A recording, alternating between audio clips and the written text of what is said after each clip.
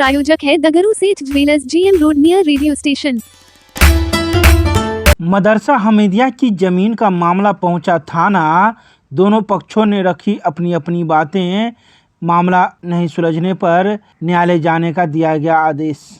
दरभंगा के किला घाट में स्थित हमीदिया मदरसा का मामला शनिवार को थाने पहुंच गया। मामला जमीन को लेकर है। करीब कई बीघा में फैले इस जमीन पर कई प्रकार की कमेटियां बनी हुई हैं, जिसको लेकर यह विवाद शुरू हो गया। दोनों पक्ष के द्वारा तो कागजात पेश किए गए, लेकिन दोनों पक्ष अपने एक दूसरे के कागजात को मानने को तैयार नहीं हैं। तो वहीं मौजूद सदर से आए कर्मी के द्वारा न्यायालय जाने का इन्हें प्रस्ताव दिया गया और न्यायालय में ही मामला सुलझाने के लिए निर्देशित किया गया। आइए सीधे सुनाते हैं क्या कुछ कहते हैं मौजूद दोनों पक्ष के लोग। दरभंगा में मदरसा हमीदिया जो काफ़ी प्राचीन काल से है, लगभग इसका इतिहास 125 साल का है। 1882 में मदरसा हमीदिया वक्त हुआ था और इसकी तामीर हुई थी। कुछ ज़मीन है मदरसे की जिस पर कुछ असामाजिक तत्व चाहते हैं कि वो काबिज़ हो जाएं, एक फर्जीवाड़ा संस्था बनाकर। हाँ, और उन्होंने आवेदन दिया था। आज सारे कागजात मदरसा हमीदिया की तरफ से प्रस्तुत किए गए, जिसमें CI साहब ने ऑर्डर भी लिखा है कि जो मदरसा हमीदिया द्वारा जो कागजात पेश किए गए हैं वो सही पाए गए हैं।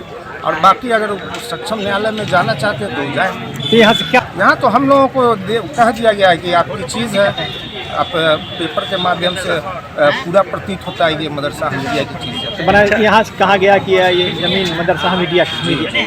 अच्छा, कितनी जमीन है कुल जिस पर विवाद हो रहा है? कि देखिए अभी जो ज़मीन तो मदरसा हमीदिया को बहुत लगभग 3-3.5 बीघा के करीब है, लेकिन अभी जो मामला हो रहा है, आपको याद होगा जिला मोहर्रम कमेटी जब हुआ करती थी वहाँ पे पुराना, तो उसके पीछे ज़मीन थी मदरसा की, तो उसको उन्होंने करवा के बाउंड्री करवा दिया। और उसके बाद फिर से मोहर्रम कमेटी उस पर जो है बिल्डिंग कंस्ट्रक्शन हो रहा है, उसको भी ऑफिस अच्छी तरह से बना रहे हैं। शफाखाना भी बनाया जा रहा है, तो पहले से भी वहाँ चलता था, उसको भी तोड़कर नई बिल्डिंग बनी। तो इन सब चीज़ों में इतनी बड़ी बिल्डिंग बन गई, कभी किसी ने आके कोई आपत्ति नहीं की और आज जो है आपत्ति कर रहे हैं कि अच्छा, जो दूसरा पक्ष है क्या उसकी भी जमीन उसमें है क्या? नहीं, उसका कुछ नहीं है, वो तो अपना जमीन बेच के दूसरी जगह चला गया। अच्छा, धन्यवाद। तरह का डिसीजन नहीं हुआ है।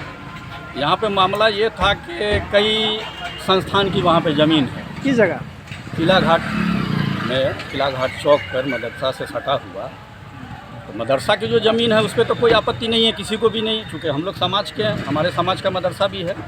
वहाँ पे कब्रिस्तान है, वहाँ पे इमामबाड़ा है, वहाँ पे सफ़ाखाना है, वहाँ पे मुहर्रम कमेटी भी है, वहाँ पर आपको मातम खाने की भी निकलती है। तो हमारी लड़ाई थी कि भाई जो मदरसा के अलावा जो ज़मीन सब है वहाँ पे डबरा है, तो ये सब जो ज़मीन है ये कब्रिस्तान से जुड़ा हुआ ज़मीन है, कुछ वहाँ पे मातम खाना से जुड़ा हुआ ज़मीन है। ये कहते हैं कि नहीं सब ज़मीन मदरसा का है। आप किस मामला को लेकर थाना पर आए थे? इसी मामला को लेकर थाने पे आए थे। क्या कि थाने क्या डिसीजन हुआ है? यहाँ पे अभी डिसीजन नहीं हुआ है। कोई डिसीजन लेने का तो इनके हाथ में पावर नहीं है ना भैया कि डिसीजन ले लेंगे। सारी जमीन के देख रेख करने वाले अभी कौन है? भाई अलग अलग कमेटी सब है वहाँ पर मतलब जैसे हम ज्वाइंट सेक्रेटरी हैं, ये हमारे सदर हैं मातम खाना कमेटी के। मातम खाना, तो हम लोग अपने ज़मीन के लिए इतने दिनों से कहाँ थे? अरे भैया इतने दिनों से क्या मतलब है कि जैसे पूरे शहर में जो ज़मीन का जो मामला है वो जैसे जैसे उजागर होता है, कोई उस पर काबिज होना चाहता है तब ना कोई उस पर कार्य। कितने ज़मीन का मामला है? कितने जगह, कितनी दूर का? वहाँ पर तो बहुत सारा ज़मीन है। जैसे वहाँ पर देखिए, वहाँ पर लगभग 8 कट्ठा 9 कट्ठा सराय है। सराय समझते हैं ना, सराय एक संस्था होता है। आप किस मामला को लेके कितने जमीन? हमारा वहाँ पर जितने ज़मीन है सब पे हमारा मामला है। कितना मामला नहीं है, टोटल कितना कुछ? लगभग 12-14 कट्ठा की ज़मीन का मामला हो। तो आप क्या चाहते हैं कि जितनी भी ज़मीन है सबका अलग अलग हो जाए नाम? जिसका जो है हमारा अगर कब्रिस्तान का ज़मीन है तो कब्रिस्तान की कमेटी के हवाले हो, अगर सराय की ज़मीन है तो सराय कमेटी के हवाले हो, अगर मातम खाना की ज़मीन है मातम खाना कमेटी के हवाले हो। पहला पक्ष क्या चाहता है? पहला पक्ष ने बगैर किसी नक्शा पास कराए बगैर किसी नक्शा, भैया कोई बनाइएगा तो नक्शा भी तो पास होता है। बगैर नक्शा पास कराए एक ज़मीन पे वो बना रहे थे, हमने उन पर रोक लगाया कि भाई ये तो आपकी ज़मीन नहीं है। उसी पर हमने आवेदन दिया, थाने पे आवेदन दिया, डीएम साहब के आवेदन दिया, नगर आयुक्त के पास दिया। क्या कहा गया न्यायालय जाने के हमने लिए आपको? एसडीओ कोर्ट में भी आवेदन यहाँ दिया क्या कहा है। गया है? यहाँ कहा है कि आप लोग न्यायालय जाने के लिए बाध्य नहीं है, आप जा सकते हैं। क्या- परिचय दे और दीजिए हमारा अनुमंडल में भी 2 तारीख को हमारा डेट है, इस पर सुनवाई है। अपना परिचय दे दीजिए। मोहम्मद वसीम अहमद हुआ, क्या है आप? ज्वाइंट सेक्रेटरी मातम खाना कमेटी और सोशल वर्कर, सोशल एक्टिविस्ट। तो वहीं दूसरी तरफ दरभंगा के नगर थाना परिसर में भूमि विवाद निपटारे को लेकर शिविर का किया गया आयोजन। शनिवार को सदर अंचल कर्मी के द्वारा भूमि विवाद निपटारे को लेकर नगर थाना परिसर में शिविर का आयोजन किया गया, जिसमें कई भूमि विवाद निपटारे को सुलझाया गया। वहीं एक मामला जो कई वर्षों से चला रहा था, इसको भी सुलझाने का प्रयास किया गया, लेकिन दोनों पक्ष मानने को तैयार नहीं थे। तो वहीं सदर अंचल के कर्मी के द्वारा दोनों पक्षों को न्यायालय जाने के लिए कहा गया। वहीं इस भूमि विवाद निपटारे में प्रभारी थाना अध्यक्ष मनीष कुमार भी मौजूद थे, जो इस मामले को स्वयं देखरेख कर रहे थे। आइए सीधे सुनाते हैं क्या कुछ कहते हैं शिविर में पहुंचे लोग। आए के टोन थाना में ये मामला ऑलरेडी न्यायालय में चल रहा है, जो अभी 347/19 केस नंबर है, किसी जज के यहाँ चल रहा है, सब जज में चल रहा है। ये बार बार हमको कोर्ट में लंबित मामला होते हुए भी टोन थाना हमको बार बार नोटिस दे रही है। इनको बार बार कहते हैं ये मामला न्यायालय में चल रहा है, ये बार बार हमको नोटिस देते आ रहा है। आज क्या निर्णय हुआ है? आज निर्णय कुछ नहीं हुआ, रेणु देवी नहीं आई है, हमसे जबरदस्ती। अच्छा 2008 में हाई कोर्ट का एक फैसला का जो वो दिखा रहे हैं, वो क्या है? तो फिर वो वो गलत, वो ऑर्डर जो है हाई कोर्ट ने सीधे दिया है कि एसडीओ ऑफिस को देखिए, न कि ऑर्डर दिया हवाले करने के लिए दिया है। उनका ये कहना है गलत कि है। एसडीओ ने खाली भी करवाया, नहीं, पोजीशन नहीं, भी गलत, दिलवा। वो सब गलत है, वो सब गलत है। तो आज वो सब कहीं ऑर्डर नहीं है। आज यहाँ क्या निर्णय हुआ है? आज निर्णय ने हुआ कि इन लोगों ने बोल दिया कि आप जाइए कोर्ट जाइए, हैं? अब तो कोर्ट ऑलरेडी है ही है, अभी कहते हैं हाई कोर्ट जाइए, तो हम हाई कोर्ट जाएंगे। अब हम अपना परिचय दे दीजिए। हैं? मेरा नाम हुआ Baijnath Prasad Jain, flash print and cyber zone के प्रोप्राइटर, हसन चौक दरभंगा। देखिए, हसन चौक पे एक ज़मीन का मामला है। वे 4/48 धुर की रेणु देवी के पक्ष में हाई कोर्ट ऑर्डर दे चुका है, और बैजनाथ महतो ने हाई कोर्ट को वैल्यू नहीं देते हुए वे हमेशा से जो है जनता दरबार बार बार लगती है, नोटिस पे नोटिस बैजनाथ महतो को पहुंचता भी है, तो वे रिसीव करने से इनकार करता है।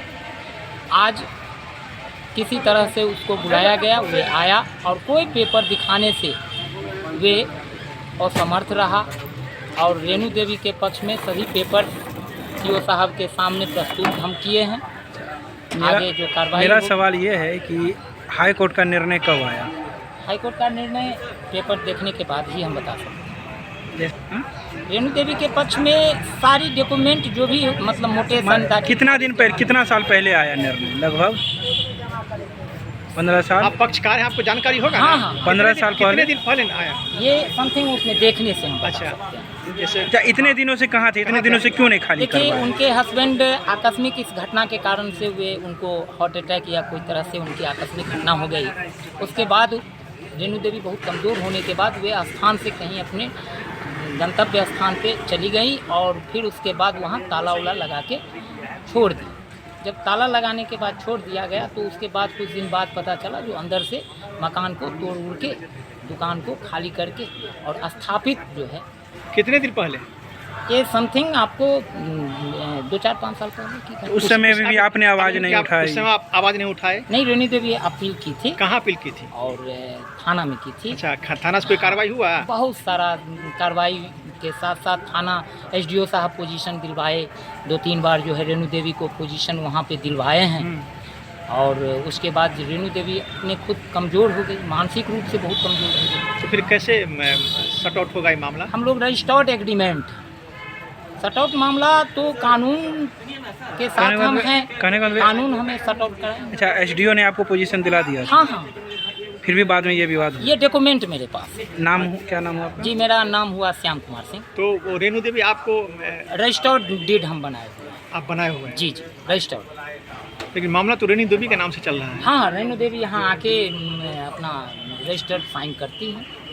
आज आई है क्या? हाँ आई थी, चली गई। उन्होंने साइन किया है? साइन तो करवे करती हैं, सारा रिकॉर्ड पे। आगे आप क्या करेंगे? हम तो फिर कानून का सहारा लेने के लिए शुरू से हैं, आज भी हैं, कल भी रहेंगे। परिचय दे दीजिए अपना। अभी तक 2 मामले का निष्पादन हो चुका है। एक जो है कि मदरसा के भूमि से संबंधित था, जिसमें दोनों पक्ष अनुमंडलीय न्यायालय में अपील किए हुए हैं। अनुमंडलीय पदाधिकारी का तो उस पर सुनवाई होगा। यहाँ पर जो भी था वो आपको द्वितीय पक्ष जो है सैयद सिवातुल्लाह 3 आदमी थे, उनके पक्ष में ले आए मोटामोटी। और जो अभी दूसरा जो सुनवाई हो रही थी उसमें जो है प्रथम पक्ष रेणु देवी थे और द्वितीय पक्ष बैद्यनाथ प्रसाद थे। कागज़ को देखने के अनुसार से प्रसव दृष्टिया से उसको देखने से रेणु देवी की तरफ जा रही थी, जो हाईकोर्ट की हो रही थी। बैद्यनाथ प्रसाद जी हाईकोर्ट के में ही केस फाइल करना चाहिए था, लेकिन वो सिविल कोर्ट में किए हुए, जो एक इससे उचित नहीं था। उनको हाई कोर्ट में जाकर अपने बात को रखनी चाहिए थी, क्योंकि ऑर्डर हाई कोर्ट का था। मैं इसी बात के करके उनको उस तरह की बात की कि जाके आप हाई कोर्ट में अपना ऑर्डर दीजिए, जो भी है, ठीक है। इसी चीज़ का अभी तक हुआ और बाकी केस का भी निष्पादन होना चाहिए। नाम बता दीजिए, परिचय दे दीजिए। मेरा नाम चंदन कुमार है। ठीक सर, दुल्हन खाली और बोल